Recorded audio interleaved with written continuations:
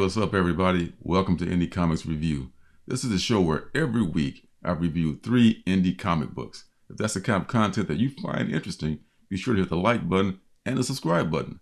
Also, if you would like to support the channel, there's a link down below to my Alternative City shop where I sell all kinds of cool stuff that I make, like comics, buttons, stickers, and more. So let's get started with this week's reviews, and we'll start with Hit Me. It is written by Krista Faust, with art by Priscilla Petrates, and the cover art by Jeff Deckel, and it is on the AWA Upshot Comics label. A high-octane crime thriller from Krista Faust, Bad Mother, Redemption, and Priscilla Petrates, Chariot. Lulu has a very unique profession. She gets paid by the bruise. When she is witness to the execution of one of her regular clients, she escapes into the night with a briefcase filled with diamonds and a pack of killers on her trail. Navigating the dark underbelly of decaying early 90s Atlantic City, one step ahead of her pursuers, Lulu must call upon every one of her street-born instincts and underworld connections in what would be the longest and possibly last night of her life. At first, I was kind of on the fence about this book. The whole S&M glorification thing, as the way I interpreted it at that time, was just not for me. But then I had second thoughts, and I knew that, as I mentioned in the little blurb, that Krista Faust has done some really good work before, and I liked the artwork of Priscilla Petrates, so I gave it a chance, and I'm really glad that I did. The character of Lulu is a sex worker, and what Krista Faust talks about in the back matter of the book really makes a lot of sense, and it really kind of opened my eyes to a lot of things. A lot of people, myself included, I'm not offended by this, but it's just not my cup of tea. But the thing is that sex workers are real people, and people who have kinks are real people. Krista Faust writes this book in a very intelligent way. It's the fact that it is written and drawn by 2 women also had me have second thoughts about it. It's from a female point of view, it's not exploitive at all. It's just realistic. It's a thing where she's saying that these people are real, they have needs, they survive the best way that they can, and in the case of Lulu, they are fearless. Lulu has a regular client. She gets, as they say, she gets paid by the bruise. And this client is a high roller in Atlantic City in the 90s. Lulu has this friend. He's a friend who wants to be more than just a friend, but Lulu's not about relationships. She's not about commitment to one person. Her line of work just wouldn't permit that. He's a good guy. He trains her in self-defense, and he really wants to get with her, but it's just she keeps it on the friendship level. So he watches over her through closed-circuit cameras. She gets her clients, gets to meet her clients at this hotel where she has access to closed-circuit TVs where he can watch and keep an eye on her. The guy that owns the hotel casino is really a sleazebag, and he's just a walking cliche, but so many of those kind of men are. And this particular time, she meets her client, and as it says in the spoiler in the preview, there's a murder. And what happens after that murder is key to the plot of this series. Lulu is not a cliche, and Lulu is not a helpless victim. She's a badass, and she's a very powerful, independent woman who just happens to have a job that some people look down on. People find themselves in sex work for different reasons, and society, being this kind of a puritanical society that we live in, they look down on them. Rather than making them regulated and keeping them safe and healthy, they decide to punish them instead. Hit Me is not exploitive. In fact, it's quite the opposite. It tells it like it is, and it tells it in a very intelligent, in a very entertaining way. So I think that Hit Me is definitely worth a pickup if you can find this book in your local LCS. The next book is Little Monsters #1.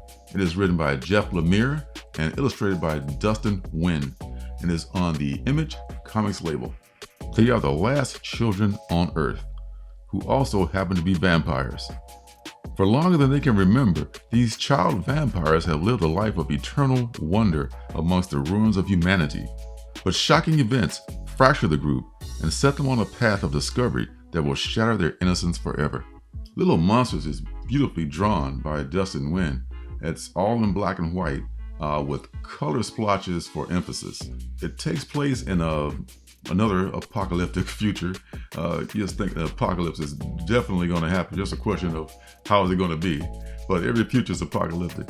But in this apocalyptic future, there's just ruins everywhere. They spend a lot of their time hanging out in like really dangerous places like collapsed freeways and buildings that are in ruin. And they play a lot of games like capture the flag.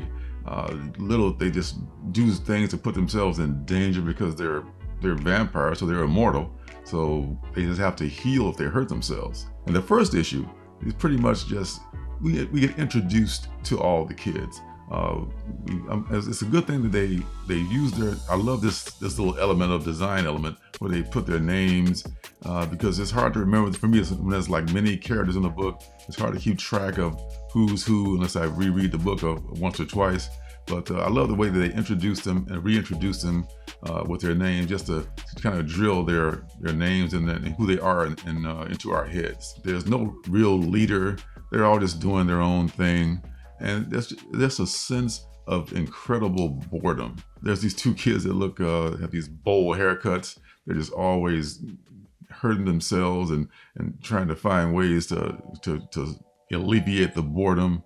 And some of them talk about this elder who's been gone for possibly a century. So there's some older person who turned these kids, and that would just be like a heinous thing in itself, because vampirism aside, immortality is just a cruel thing to give a young mind like that. I cannot imagine how they would react to such a thing. And Lemire does a good job in supposing how they would do in his writing here. It's very cool the way he paces everything. He lets Nguyen's artwork do the talking in a lot of places, and it's just so well done. I imagine they've been around for so long that they probably just finished all the life forms that they can feed off of. So right now they're feeding off the rats, and we can see that in the book here. It's just such a bleak future for these kids. Then there's an event that happens at the end that could change things. Jeff Lemire really excels at making stories about kids and about things that happen to kids, and showing kids as real kids and things that they would probably do. And you accept that as in this book, even though they're vampires, they're still kids. And his writing is just really great here. Nguyen's artwork, as I mentioned before, is great. I would absolutely look at this, buy this book again, and just for the look of it, and just to see, who would do this to these children and how they became these vampires. Little Monsters is available. It's just a couple of weeks old. Check out your local comic shop. Pick this book up. Jeff Lemire has done it again. The last book is Broken Eye #1. It is written by Martin and Xavier Estebaria with art by Inaki Arenas. And it has a cover by one of my new favorite cartoonists, Victor Santos. It is on the Scout Comics label. Liverpool in the early 70s. Seamus Young is a young orphan who works unloading garbage in the docks. But his situation will get worse unexpectedly when he finds a cutaway hand floating in the river, and he will be immersed in a criminal conspiracy involving the IRA, and all because of a secret. Seamus has a broken eye, but with which he can see the past. Like it says, Seamus is a young Irish fellow working in Liverpool in the 70s. Now, a lot of us might not know, and I can better remember myself, that was a tumultuous time for England and Ireland. the IRA, the conflicts in Belfast, Northern Ireland. All that was really topical news at the time. So where Seamus fits in with that story could really be kind of intriguing. This power that he has with his broken eye enables him to see events from the past, from his past, as well as events from other people's past. And it says he finds this dismembered hand here. The story with that hand is kind of weird. There's probably, without giving away too much, a murder associated with this hand. And with his special gifts, Seamus can detect possibly maybe even who the murderer is or who the murdered person is. And that has yet to be revealed. There are some people in his life. There's a young woman who's involved with a shady priest.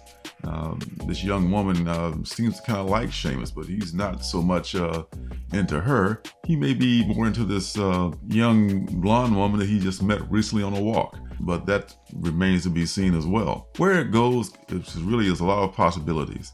I really hope it goes more into the conflict between IRA and the rest of the conflicts from that era, because I remember there being like really like there's always war in the world, but I just remember that being like a really huge thing, and there's so much material that could be drawn from that, and if you add kind of a psychic or a supernatural element to it, there's a lot of possibilities. I would like to know more about Seamus and how he acquired this ability.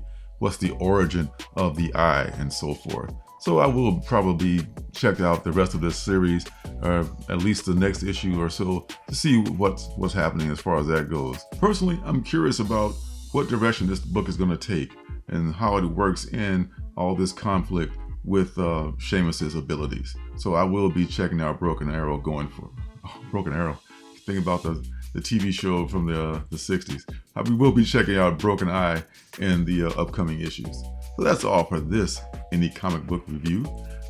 Next week, we're going to be doing an all Black Caravan indie comics review. So speaking of Scout Comics, that's their horror line. So if you like horror comics, be sure to tune in next week.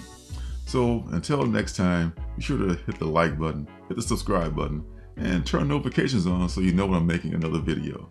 So until then, I'll see you guys in the funny papers. Hey, don't forget to subscribe and leave a thumbs up.